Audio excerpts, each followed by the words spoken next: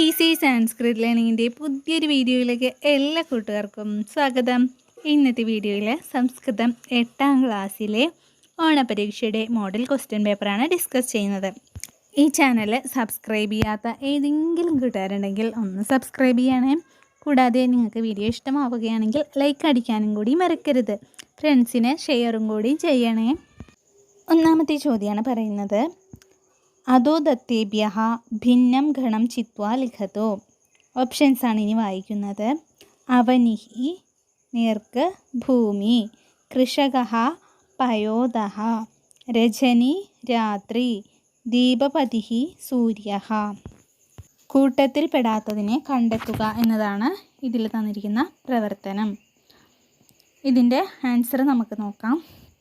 അവനി എന്നാൽ ഭൂമി എന്ന് തന്നെയാണ് അർത്ഥം. അതേപോലെ രജനി എന്നാൽ രാത്രി എന്നാണ്. ദീപപതിഹി എന്നാൽ സൂര്യൻ എന്ന് തന്നെയാണ് അതിൻ്റെ മീനിങ്.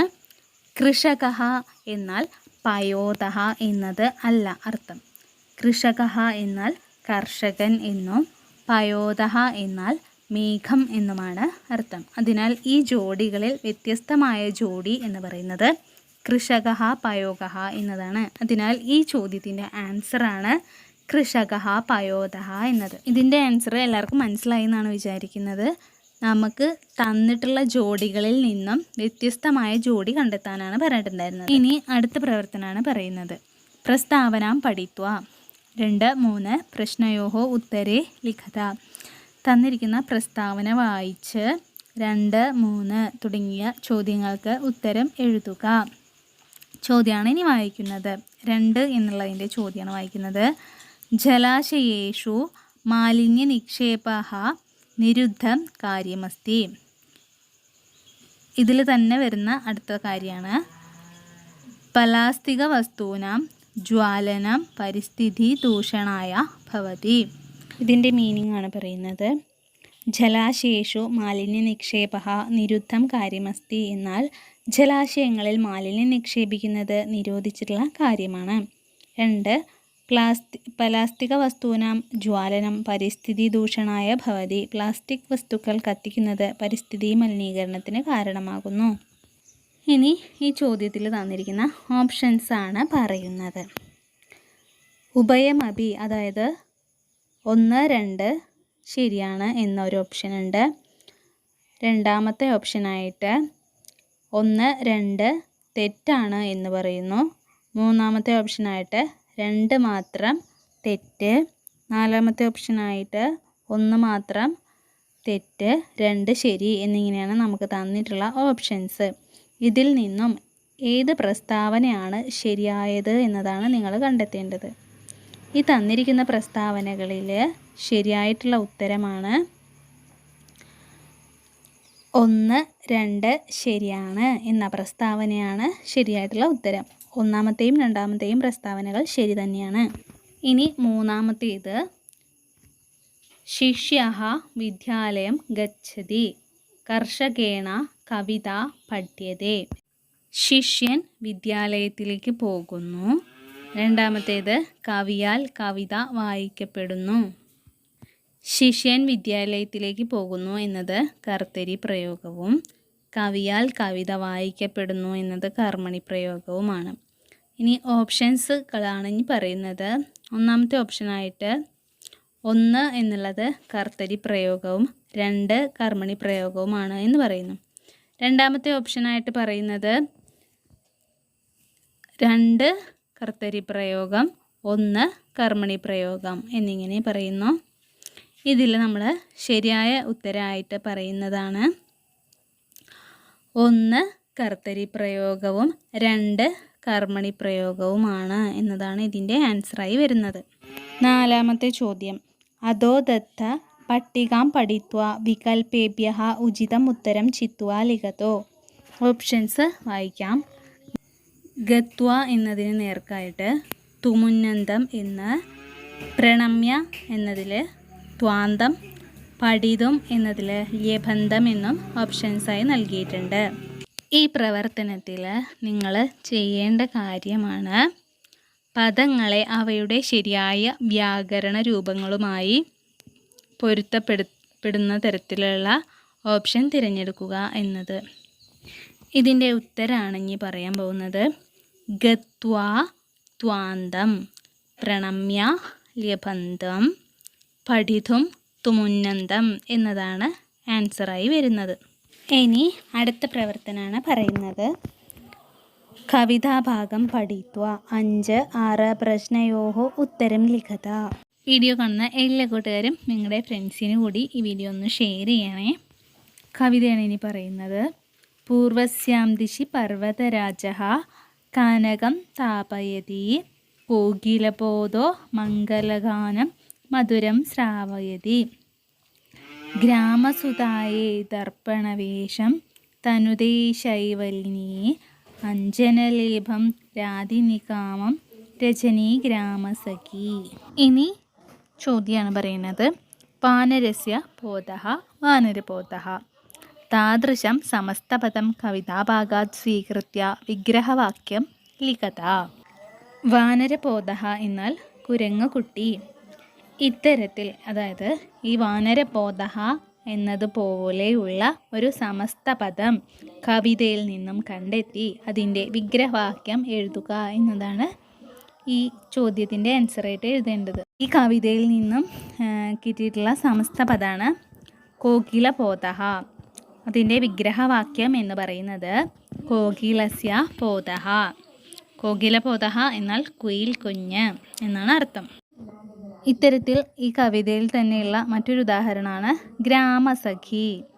അതിൻ്റെ വിഗ്രഹവാക്യം ഗ്രാമസ്യ സഖി. അടുത്തത് പർവ്വതരാജഃ. വിഗ്രഹവാക്യം പർവ്വതാനാം രാജ. ഇനി 6ാമത്തെ ചോദ്യമാണ് പറയുന്നത്.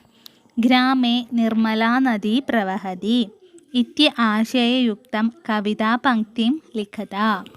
അതായത് ഗ്രാമത്തിൽ നിർമ്മലമായ നദി ഒഴുകുന്നു എന്ന ആശയം വരുന്ന കവിതയുടെ വരി ഏതാണെന്ന് കണ്ടെത്തുക. കണ്ടെത്തിയിട്ടുള്ളവർ തീർച്ചയായും നിങ്ങളുടെ അഭിപ്രായം കമൻറ്റ് ബോക്സിൽ ഇടണേ. അഭിപ്രായം എന്നാൽ ഉത്തരം. കൂടാതെ ഈ വീഡിയോ കാണുന്ന കൂട്ടുകാർ നിങ്ങളുടെ പേരും നിങ്ങൾ ഏത് ജില്ലയിൽ നിന്നാണ് ഈ വീഡിയോ കാണുന്നത് എന്ന് കൂടി ഒന്ന് കമൻറ്റ് ഇടണേ. ആൻസർ പറയാണ്.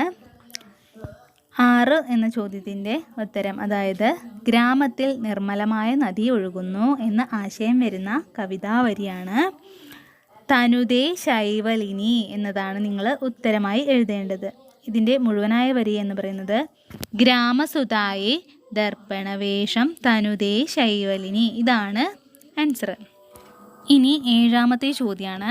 അധോദത്തം ഗദ്യഭാഗം പഠിത്വ കാകസ്യ വചനാനി സമാഹൃത്യ സംഭാഷണം പൂരയത.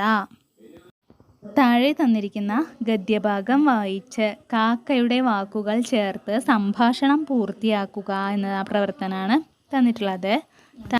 താഴെ നൽകിയിട്ടുള്ള ഗദ്യഭാഗം വായിക്കുകയാണ്. ഏകദാ കശ്ചന കാകഃ വേഗേന ആഗത്യ ഏവം അവദത്. അയി മിത്രാണി കശ്ചന മാനവഃ അസ്മാകം നാശയതി. വാനരഃ അഹോ കഥം കാകഃ മാനവഃ വൃക്ഷസ്യ ഛേദനം കുർവന്നസ്തി തത്പതിത്വാ മയൂരസ്യ ഭഗ്നം അഭവത്. മയൂരഃ ദീനം രോദതി. ഇതാണ് ഗദ്യഭാഗമായി നൽകിയിട്ടുള്ളത്. ഇനി സംഭാഷണത്തിനായി നൽകിയിട്ടുള്ള വരികൾ വായിക്കാം. കാകഃ, കാക്ക പറയാണ്. ഐ മിത്രാണി, പിന്നെ ഡാഷ് ഇട്ടിട്ടുള്ളതാണ്. അടുത്തത് വാനരഃ, അഹോ കഥം, വീണ്ടും കാകഃ എന്ന് പറഞ്ഞിട്ട് ഡാഷ് ഇട്ട് തന്നിട്ടുള്ളത്. നമ്മൾ എഴുതേണ്ട ഉത്തരമാണ് സ്ക്രീനിൽ നൽകിയിട്ടുള്ളത്. കാകഃ ഐ മിത്രാണി കശ്ചന മാനവഃ അസ്മാകം വനം നാശയതി. വാനരഃ അഹോ കഥം കാകഃ മാനവഃ വൃക്ഷസ്യ ഛേദനം കുർവന്നാസ്തി തത്പതിത്വാ മയൂരസ്യ നീടം ഭഗ്നം അഭവത്. മയൂരഃ ദീനം രോദതി. ഇതാണ് നിങ്ങൾ എഴുതേണ്ട ഉത്തരം. അടുത്തത് 8ാമത്തെ ചോദ്യമാണ് കേട്ടോ പറയുന്നത്. യഥാ തഥാ ഉപയുജ്യ വാക്യദ്വയം യോജയതു. പുത്രസ്യ സന്ദേശഃ ആഗതഃ പിതാ സന്തുഷ്ടഃ അഭവത്. ഈ വാചകത്തിൽ യഥാ തഥാ എന്ന് ചേർത്ത് ഒരു വാക്ക് നിർമ്മിക്കണം. ആൻസറാണ് ഇനി പറയുന്നത്. യഥാ പുത്രസ്യ സന്ദേശഃ ആഗതഃ തഥാ പിതാ സന്തുഷ്ടഃ അഭവത് എന്നതാണ് നിങ്ങൾ ഉത്തരമായി എഴുതേണ്ടത്. ഇതിൻ്റെ മീനിങ് എന്ന് പറഞ്ഞാൽ എപ്പോഴാണോ മകൻ്റെ സന്ദേശം വന്നത് അപ്പോൾ പിതാവ് സന്തുഷ്ടനായി. ഇനി 9ാമത്തെ ചോദ്യം. ഉദാഹരണാനുസാരം വാക്യപരിവർത്തനം കുരുത. ഉദാഹരണമാണ് അധ്യാപിക പാഠം സമ്യക് പഠതു. പാഠം സമ്യക് പഠതു ഇതി അധ്യാപിക അവദത്. ഇത്തരത്തിൽ നിങ്ങൾ എഴുതേണ്ട കാര്യമാണ്. പിതാ ശിരസ്ത്രം ധൃത്വാ ഏവ മോട്ടോർ ദ്വിചക്രികാം ചാലയതു. മുകളിൽ തന്നിട്ടുള്ള ഉദാഹരണത്തിന് പോലെ ഈ വാക്യം എഴുതുക. പിതാ ശിരസ്ത്രം ധൃത്വാ ഏവ മോട്ടോർ ദ്വിചക്രികാം ചാലയതു എന്നാൽ ഹെൽമറ്റ് ധരിച്ചു മാത്രമേ ഇരുചക്രവാഹനങ്ങൾ ഓടിക്കാവൂ എന്നാണ് പറയുന്നത്. ഇതിൻ്റെ ഉത്തരമായിട്ട് എഴുതേണ്ടത് ശിരസ്ത്രം ധൃത്വാ ഏവ മോട്ടോർ ദ്വിചക്രികാം ചാലയതു ഇതി പിതാ അവദത് എന്നാണ്. ഇനി അടുത്ത ചോദ്യമാണ് 10ാമത്തെ ചോദ്യം. ഉദാഹരണാനുസാരം മഞ്ജൂഷാദഃ പദാനി ക്രമീകൃത്യ ഉചിതം വാക്യം രചയത. ഉദാഹരണം സ്ക്രീനിൽ നൽകിയിട്ടുണ്ട്. ഇതിൻ്റെ ഉദാഹരണം എന്ന് പറയുന്നത് ഗൗതമഃ ഗോകുലേന സഹ ഗ്രന്ഥാലയം ഗച്ഛതി എന്നാണ്.